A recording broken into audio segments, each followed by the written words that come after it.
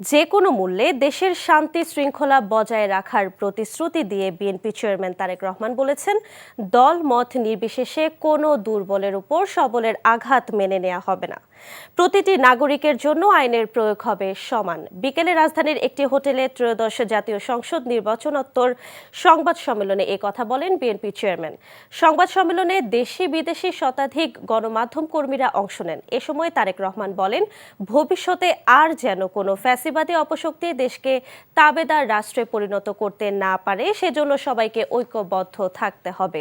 জনগণের কাছে প্রতিশ্রুতিবদ্ধ প্রতিটি অঙ্গীকার পর্যায়ক্রমে বাস্তবায়ন করার কথা জানিয়ে তারেক রহমান বলেন, বিএনপির প্রতি জনগণ যে বিশ্বাস ও ভালোবাসা দেখিয়েছে, এর জন্য ঐক্যবদ্ধভাবে কাজ করতে হবে।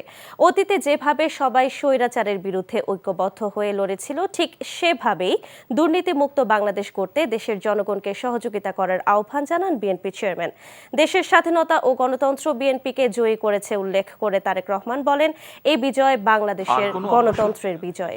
এখন পিরিয়ড হোক রেগুলার বা হেভি, প্রয়োজন মতো কনফিডেন্স আছে রেডি। Play with confidence.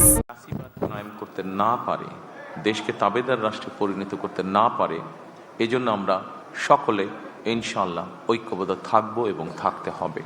আমরা জনগণের কাছে প্রতিশ্রুতিবদ্ধ, প্রত্যাশিত প্রতিটি অঙ্গীকার পর্যায়ক্রমিকভাবে বাস্তবায়ন করব ইনশাআল্লাহ। জনগণ বিএনপির প্রতি যে বিশ্বাস এবং ভালোবাসা দেখিয়েছেন, এবার জনগণের জীবন মান উন্নয়নের জন্য নিরলস কাজের মাধ্যমে জনগণের এই বিশ্বাস এবং ভালোবাসার প্রতিদান দিতে আমাদেরকে ঐক্যবদ্ধভাবে কাজ করতে হবে। আমার বক্তব্য স্পষ্ট, যে কোনো মূল্যে অবশ্যই শান্তি এবং শৃঙ্খলা বজায় রাখতে হবে। কোনো রকমের অন্যায় কিংবা বিয়ানি কর্মকাণ্ড আমরা বরদাস্ত করব না। দলমত, ধর্ম, বর্ণ কিংবা ভিন্নমত যাই থাকুক, কোনো অজুহাতে অবশ্যই দুর্বলের উপরে সবলের আক্রমণ আমরা মেনে নেব না।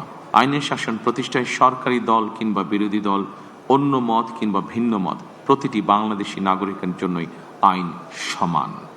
আইনের প্রয়োগ হবে বিধিবদ্ধ নিয়মে।